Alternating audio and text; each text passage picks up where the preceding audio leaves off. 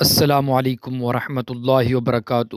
دوستو، آپ سے گزارش ہے کہ ویڈیو کو آخر تک ضرور دیکھیں، تبھی آپ کے ویڈیو سمجھ میں آئیں گی، کیونکہ دوستو اختلاف کرنے والے ہر دور میں رہے ہیں۔ ہر دور کی کہانی، ہر دور کی جو کارگزاری ہے وہ انشاءاللہ میں اس ویڈیو میں آپ کو سنانے والا ہوں، تو دھیان توجہ کے ساتھ پوری کارگزاری سنیے۔ یہ پہلا واقعہ نہیں جو پیش آیا ہے۔ جب سے نظام الدین قائم ہے اور جب سے یہ تحریک چل رہی ہے، جب سے اللہ پاک نے اس کام کو چلایا، اس وقت سے آج تک نظام الدین ان حالات سے محفوظ نہیں ہے۔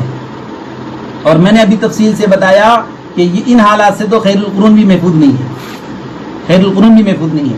اللہ کے نبی موجود ہیں اور انصار مہاجرین تلوار لے کے کھڑے ہو گئے اللہ کے نبی کے سامنے، یہ خیر القرون بھی محفوظ نہیں ہے۔ یہ سب ہوگا اور ہوتا رہے گا اور آئندہ بھی ہوگا، سن لیں اچھی طرح، آئندہ بھی ہوگا۔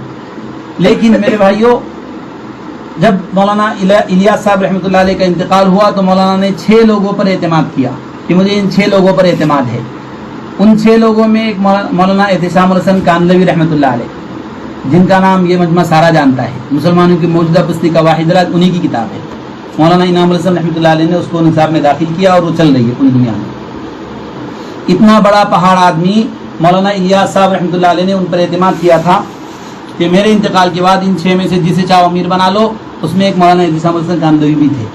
حضرت کے انتقال کے بعد مولانا مخالف اختلاف میں آ گئے کہ یوسف کو امیر کیوں بنایا گیا، یوسف کو امیر کیوں بنایا گیا، اور دیگر بہت سے اختلافات ان کے ذہن میں تھے۔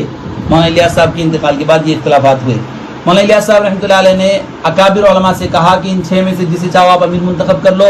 ان 6 لوگوں نے کام شروع کیا، بیٹھے تو سب نے یہ کہا کہ بھئی ہم اپنی ساری ذمہ داری ان 2 اکابر کو دیتے ہیں، حضرت شیخ زکریا صاحب اور حضرت شاہ عبد القادر رائے پوری رحمۃ اللہ علیہ، ان دونوں کے ہاتھ میں دیا کہ یہ دونوں فیصلہ کریں گے۔ یہ دونوں رات میں بیٹھے، پوری رات دونوں رائے مشورہ کرتے رہے،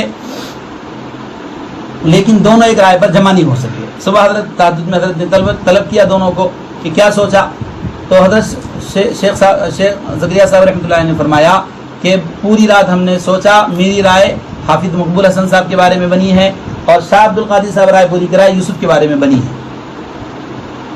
تو مولانا الیاس صاحب رحمۃ اللہ نے فرمایا کہ اہل میوات اور اہل دہلی جتنا یوسف پر جمع ہوں گے اتنا کسی پر جمع نہیں ہوں گے۔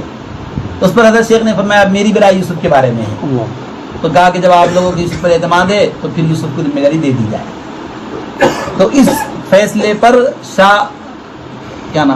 مولانا احتشام الحسن کاندھلوی رحمۃ اللہ علیہ، اور بہت سے مسائل تھے، اختلاف ہوا۔ مولانا الیاس صاحب کے انتقال کے بعد وہ اختلاف کرتے رہے، نظام الدین سے باہر آ کر اور مسائل اچھالتے رہے، اور اس مسئلے میں فقیہ الامت مفتی محمود حسن دیوبندی رحمۃ اللہ علیہ، دارالعلوم کے بڑے مفتی، پوری دنیا جن کو جانتی ہے فقیہ الامت کے نام سے، اور دارالعلوم میں 30 سال اور مظاہر میں 20 سال مفتی رہے، صدر مفتی، اور ان کی فتاوی محمودیہ چھپی ہوئی ہے، پوری دنیا اس سے استفادہ کرتی ہے۔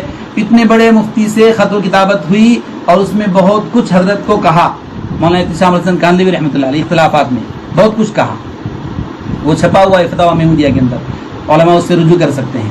پھر قاری طیب صاحب رحمۃ اللہ علیہ سے خط و کتابت ہوئی اس مسئلے میں، قاری طیب صاحب کو بھی بہت کچھ حضرت نے الٹا سیدھا کہا، اور ان حضرات نے کہا ان کی حالت پہ چھوڑ دو، اور وہ اختلاف کرتے رہے اور اسی اختلاف کی حالت میں دنیا سے چلے گئے۔ مولانا احتشام الحسن جن کا نام